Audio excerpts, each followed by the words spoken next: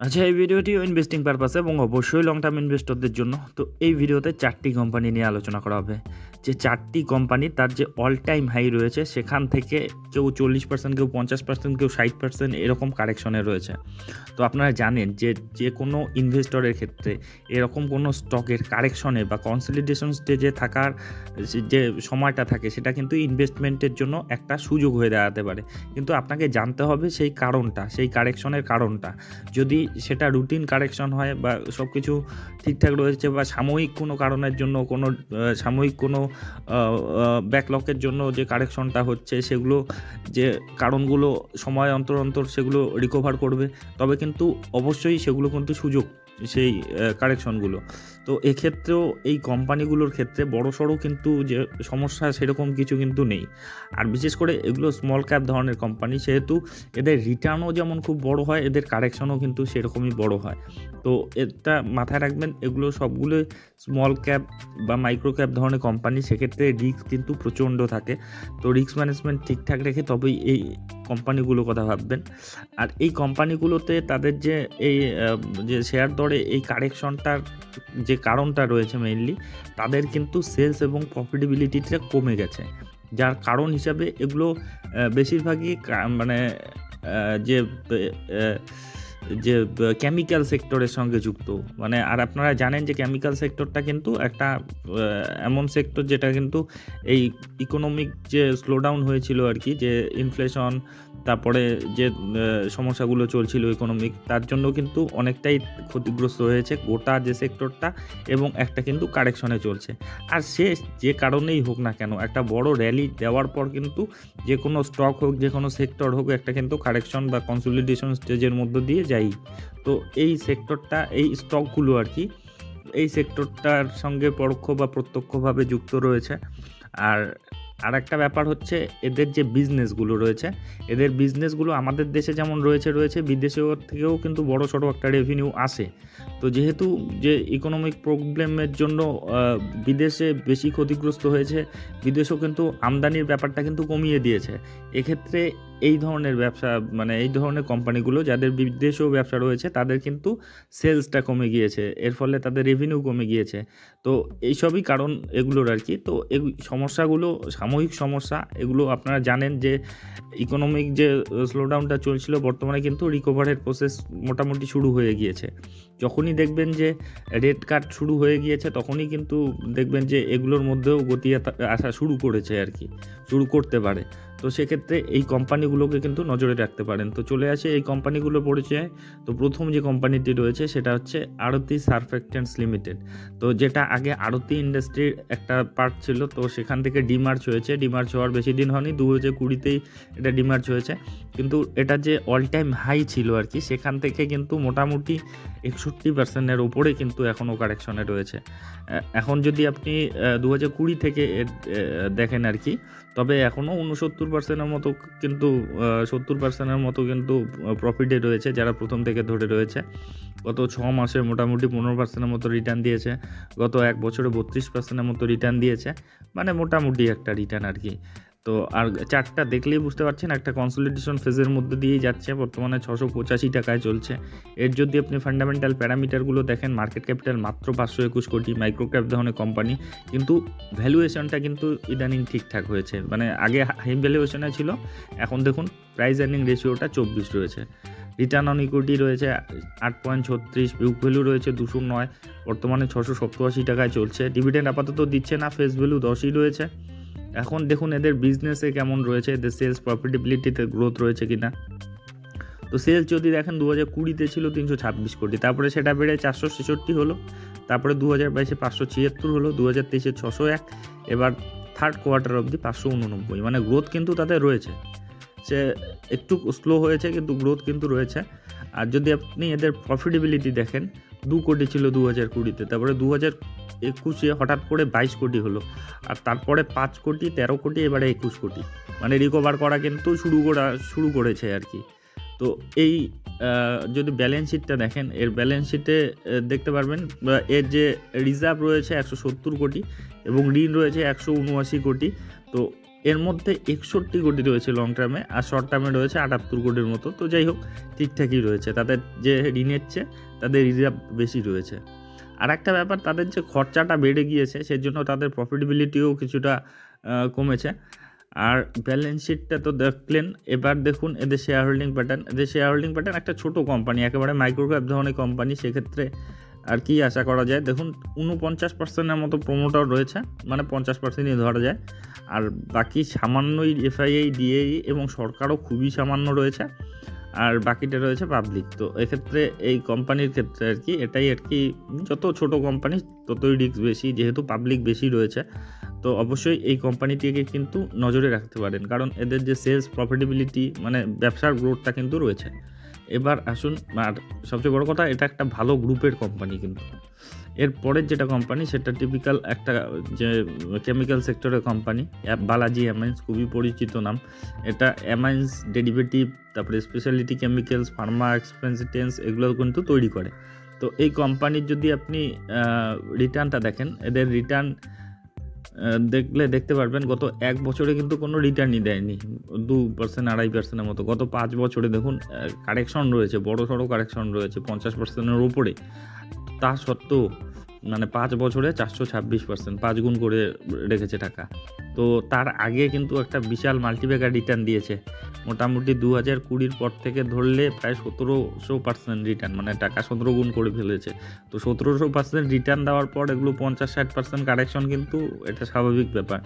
তো অবশ্যই এই যে এই কারেকশনগুলোই কিন্তু সেজন্যই বলা হয় এগুলো সুযোগ হয়ে দাঁড়াতে পারে, যদি তাদের ব্যবসা ঠিকঠাক থাকে। এবার চলে আসি তাদের ফান্ডামেন্টাল প্যারামিটারগুলো। এদের মার্কেট ক্যাপিটাল 7160 কোটি, প্রাইস আর্নিং রেশিও ঠিকঠাকই বলা যায় 38 রয়েছে, রিটার্ন অন ইকুইটি 23%-এর উপর রয়েছে, বুক ভ্যালু 496 রয়েছে, প্রাইস মোটামুটি 2200 টাকার আশেপাশে চলছে, আর ফেস ভ্যালু 2 রয়েছে, ডিভিডেন্ডও দিচ্ছে আবার। এখন দেখুন এদের ব্যবসাপাতি কেমন চলছে। তো এদের যদি সেলস দেখেন, সেলস কিন্তু এই মোটামুটি 2018-তে 858 কোটি ছিল, এখন সেটা 1699-1700 কোটির মতো, যেটা কিন্তু একটু কমেছে সামান্য। যেটার কারণ আমি বললাম, 2314 ছিল 2022-এ, 2023-এ 2346 ছিল, তারপরে এবারে থার্ড কোয়ার্টার অবধি 1699 রয়েছে। এটা আরও বাড়বে আর কি এই বছরে, হয়তো এরকমই, তবে ফ্ল্যাটিশ এটা বোঝাই যাচ্ছে গত 3 বছর ধরে। আর সেই কারণেই কিন্তু এই ব্যাপারটা দেখুন, তাদের প্রফিটেবিলিটি এই 243 কোটি ছিল 2021-এ, 418 হলো 2022-এ, তারপরে 406 ঠিকই ছিল, এবারে হঠাৎ করে কিন্তু কমে গিয়েছে। যার কারণ হচ্ছে তাদের যে মোটামুটি খরচাটা কিন্তু তাদের যে সেটা কিন্তু বেড়ে গিয়েছে। আর অন্যান্য কারণগুলো আমি প্রথমেই বলে রাখলাম, সবারই এই কেমিক্যাল সেক্টরটারই কিন্তু একই ধরনের কারণ রয়েছে। ব্যালেন্স শিট যদি দেখেন, ব্যালেন্স শিট রয়েছে খুবই স্ট্রং, ব্যালেন্স শিট রয়েছে 1602 কোটি টাকার রিজার্ভ রয়েছে, আর ঋণ রয়েছে মাত্র 337 কোটি টাকার। সেটাও দেখে নিই, 337 না, 44 কোটি টাকা মাত্র, যেখানে 1600 কোটি টাকার তাদের রিজার্ভ রয়েছে। তো বুঝতে পারছেন কতটা স্ট্রং ব্যালেন্স শিট রয়েছে। তো এই কোম্পানির ব্যালেন্স শিটটা কিন্তু প্রচণ্ড কনফিডেন্স যোগায়। আর আপনি যদি এদের শেয়ার হোল্ডিং প্যাটার্নটা দেখেন, 53%-এর প্রায় 54%-এর কাছাকাছি রয়েছে প্রোমোটার, এফআইআই রয়েছে 4%-এর মতো, ডিএই রয়েছে 1%, 1.5%-এর কাছাকাছি। তো এফআইআই, ডিএই, প্রোমোটার সকলেই কিন্তু ঠিকঠাকই রয়েছে, আর পাবলিক রয়েছে 40%-এর মতো। একটা স্মল ক্যাপ কোম্পানিতে কিন্তু যথেষ্ট পরিমাণেই রয়েছে। তো যাই হোক, এই কোম্পানিটিকে আপনারা নজরের মধ্যে রাখতে পারেন। এর পরের যেটা কোম্পানি রয়েছে সেটা হচ্ছে এইচএলই গ্লাসকোর, যেটা প্রত্যক্ষভাবে না পরোক্ষভাবে কিন্তু এই কেমিক্যাল ইন্ডাস্ট্রি, তারপরে ফার্মা ইন্ডাস্ট্রি, এগুলোর সঙ্গে যুক্ত, কারণ এরা গ্লাস লাইন ইকুইপমেন্ট বানায় আর কি। এদের প্রোডাক্টগুলো দেখলেই আপনারা বুঝতে পারবেন, আর নাম শুনেই বোঝা যাচ্ছে তারা যে ড্রাইং, তারপরে গ্লাস লাইন ইকুইপমেন্ট, তারপরে এক্সোটিক মেটাল, এসব এরা তৈরি করে। তো এই কোম্পানির যদি আপনি রিটার্নটা দেখেন, গত 1 বছরে নেগেটিভ রিটার্ন রয়েছে, গত 5 বছরে মাত্র 26% রিটার্ন রয়েছে। এখন অল টাইম হাই থেকে মোটামুটি 65%-এর উপরে কারেকশন রয়েছে। দেখুন এগুলো স্মল ক্যাপ ধরনের কোম্পানি। দেখুন এদের এই কারেকশনগুলো কিন্তু, এগুলো মানে আপনি যদি লং টার্মের জন্য হন, এ ধরনের কারেকশন কিন্তু আপনাকে, আর আপনার যদি টাইমিংটা ঠিক না থাকে আপনার যে এন্ট্রি, তবে কিন্তু এরকম 30, 40, 50, 60%-এর কারেকশন কিন্তু আপনাকে সহ্য করতেই হবে। দেখুন একটা লম্বা কনসলিডেশন ফেজের মধ্য দিয়ে যাচ্ছে, 500 টাকার আশেপাশে চলছে বর্তমানে। তো এই কোম্পানির যদি আপনি ফান্ডামেন্টাল প্যারামিটারগুলো দেখেন, 3433 কোটি টাকা মাত্র এর মার্কেট ক্যাপিটাল, 72 এখনও প্রাইস আর্নিং হাই রয়েছে। রিটার্ন অন ইকুইটি 24%-এর উপরে রয়েছে, বুক ভ্যালু 50 রয়েছে, বর্তমানে 503 টাকায় চলছে, আর ফেস ভ্যালু 2 রয়েছে, ডিভিডেন্ডও দিচ্ছে। এবার দেখুন এদের বিজনেসের গ্রোথটা লং টার্মে যদি দেখেন 2019-এ এদের 359 কোটি ছিল, এখন 959 কোটি, মানে কত গুণ বাড়িয়ে দিয়েছে, 3 গুণ, আর সুন্দর করে গ্রো করছে। দেখুন তাদের মানে শেয়ার দরে গতি নেই, কিন্তু তাদের কিন্তু সেলস কিন্তু তাদের ব্যবসা কিন্তু ঠিক রয়েছে। 359, তারপরে 2020-তে সেটা বেড়ে 426, তারপরে 484 2021-এ, 652 2022-এ, 2023-এ 932, এবার 959 এখন পর্যন্ত। প্রফিটেবিলিটি দেখুন 19 কোটি, 39 কোটি, 53 কোটি, এভাবে বর্তমানে 49 কোটি এখন পর্যন্ত, আর 70 কোটি ছিল এর আগের বছর। 49 কোটিটা একটু বাড়বে অবশ্যই পরবর্তী কোয়ার্টারের মানে গোটা বছরের হিসাবে ধরলে। এবার দেখুন ব্যালেন্স শিটে রিজার্ভ রয়েছে 331 কোটি, আর ঋণ রয়েছে 365 কোটি। 365 কোটির মধ্যে 158 কোটি রয়েছে লং টার্মে। যাই হোক, যথেষ্ট মানে 158 কোটি মাত্র ঋণ রয়েছে, মানে তার চেয়ে বেশি রিজার্ভ রয়েছে, এটা অবশ্যই মানে খুব একটা খারাপ না আর কি ব্যালেন্স শিট হিসাবে। আর শেয়ার হোল্ডিং প্যাটার্ন যদি দেখেন, শেয়ার হোল্ডিং প্যাটার্নে কিন্তু 66%-এর মতো রয়েছে প্রমোটার, প্রায় 66.5%-এর মতো। এফআই রয়েছে 4%-এর উপরে, ডিএই প্রায় 4%, মানে আগে কিন্তু কম ছিল। ইদানিং যে প্রমোটার মালটা বেচেছে গোটাটা কিন্তু ডোমেস্টিক ইনস্টিটিউশন নিয়েছে, সামান্য নিয়েছে পাবলিক। তো এটা কিন্তু একটা ভরসাযোগ্য ব্যাপার যে এফআই ডিএইটা কিন্তু মাল কিনছে। তো এই কোম্পানিটিকেও আপনার নজরের মধ্যে রাখতে পারেন। এর পরের যেটা কোম্পানি রয়েছে রাজরতন গ্লোবাল ওয়্যার লিমিটেড, যেটা টায়ার বিট ওয়্যার তৈরি করার ক্ষেত্রে কিন্তু একেবারেই পপুলার নাম। এখন টায়ার বিট ওয়্যার বলতে টায়ারের মধ্যে যে আপনারা সরু যে তার দেখতে পারেন আর কি, টায়ারের ভেতরে যেটা থাকে আর কি, সেটা কিন্তু এটা তৈরি করে, এবং এটার ক্ষেত্রে কিন্তু এরা খুব পপুলার। আর এদের যে হাই কার্বন স্টিল ওয়্যারও তৈরি করে। ক্লায়েন্টগুলো যদি দেখেন, ক্লায়েন্টগুলো খুব বড় বড় ক্লায়েন্ট রয়েছে। দেখুন অ্যাপোলো টায়ারের মতো, CEAT tyre, Birla tyre, BKT tyre, মানে এটিজে, MRF, IRC, Otani, SR, TVS tyre, মানে যে নামগুলো রয়েছে আর কি, যেগুলো অটো সেক্টরের মধ্যে নামি দামি কোম্পানি রয়েছে, তারা প্রত্যেকটাই কিন্তু এর ক্লায়েন্ট রয়েছে। তো এর ক্লায়েন্ট বেসটা কিন্তু প্রচণ্ড শক্তিশালী রয়েছে। রাজরতন গ্লোবাল ওয়্যার লিমিটেড, যেটা 653 টাকায় চলছে, গত 1 বছরে রিটার্ন নেগেটিভ রয়েছে, গত 5 বছরে কিন্তু 16% রিটার্ন। এখন এত বড় রিটার্ন দেওয়ার পর একটু তো রেস্ট করবেই। দেখুন এত বড় রিটার্নের পর মানে এখনও 16% রিটার্ন, যেখানে 50% কারেকশনে রয়েছে, তার মানে কী হারে রিটার্ন দিয়েছিল। তো এই কারেকশনটা তো অবশ্যই দরকার রয়েছে। এই কারেকশনটা আরও মানে বড় হলেও কিন্তু হতে পারে, কারণ 16% রিটার্ন অলরেডি পেয়ে গেছে 5 বছর ধরে যারা হোল্ড করছেন। তো এই কনসলিডেশন ফেজটা আরও বড় হতে পারে। তো এই ব্যাপারগুলো কিন্তু অবশ্যই মাথায় রাখতে হবে। আর আপনি দেখুন মাত্র 3,318 কোটি টাকার market capital, price earning ratio 46 রয়েছে, রিটার্ন অন ইকুইটি 25%-এর উপর রয়েছে, বুক ভ্যালু 89-এর মতো রয়েছে, প্রাইস রয়েছে 650 টাকার আশেপাশে, ডিভিডেন্ড দিচ্ছে, আবার ফেস ভ্যালু 2 রয়েছে। এবার দেখুন এদের প্রফিট লসের হিসাব, লং টার্মে যদি দেখেন এরা কিন্তু গ্রো করছে। এই 2018-তে 345 কোটি এদের সেলস ছিল, তারপরে 493, 480, 500, 800 করতে করতে বর্তমানে 870। আর যদি নেট প্রফিটেবিলিটি দেখেন, সেক্ষেত্রে 2020-তে ছিল 33 কোটি, তারপরে 53 কোটি হলো, 124 কোটি, 100 কোটি, এবারে 72 কোটি এখন পর্যন্ত আর কি, থার্ড কোয়ার্টার অবধি। এটা আবার বাড়বে।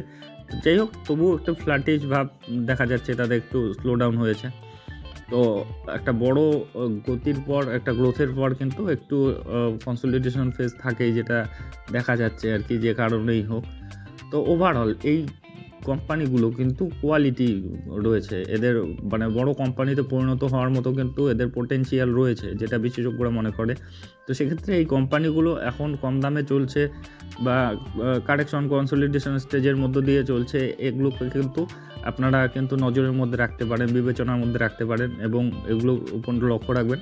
তো যাই হোক, এই চারটি কোম্পানির পরিচয় নিয়ে এই ভিডিওটি ছিল। তো এই ধরনের ভিডিও যদি আপনাদের উপকারে লেগে থাকে তবে অবশ্যই চ্যানেলটি সাবস্ক্রাইব করে রাখবেন। আর অবশ্যই এগুলো কোনো ধরনের রিকমেন্ডেশন না। আমি কিন্তু কোনো শেয়ার বাজারে বিশেষজ্ঞ নই কিংবা সেবি রেজিস্টার্ড অ্যানালিস্টও নই। আমি যা দেখছি শিখছি সেগুলোই আপনাদেরকে শেয়ার করছি। আর আপনি যখন ইনভেস্টমেন্ট করতে যাবেন আরও ডিপলি অ্যানালাইসিস করবেন এবং আপনার যে ফিনান্সিয়াল অ্যাডভাইজার রয়েছে তাদের উপদেশ নেবেন। আর অবশ্যই শেয়ার বাজারে ইনভেস্টমেন্টের আগে রিস্ক ম্যানেজমেন্ট ঠিকঠাক করে তবেই কিন্তু ইনভেস্টমেন্টের কথা ভাববেন। তো যাই হোক, ভিডিওটি শেষ পর্যন্ত দেখার জন্য ধন্যবাদ। এই ভিডিওটি ইনভেস্টিং পারপাসে এবং অবশ্যই লং টার্ম ইনভেস্টরদের জন্য। তো এই ভিডিওতে চারটি কোম্পানি নিয়ে আলোচনা করা হবে। যে চারটি কোম্পানি তার যে অল টাইম হাই রয়েছে সেখান থেকে কেউ 40%, কেউ 50%, কেউ 60% এরকম কারেকশনে রয়েছে। তো আপনারা জানেন যে যে কোনো ইনভেস্টরের ক্ষেত্রে এরকম কোনো স্টকের কারেকশনে বা কনসলিডেশন স্টেজে থাকার যে সময়টা থাকে সেটা কিন্তু ইনভেস্ট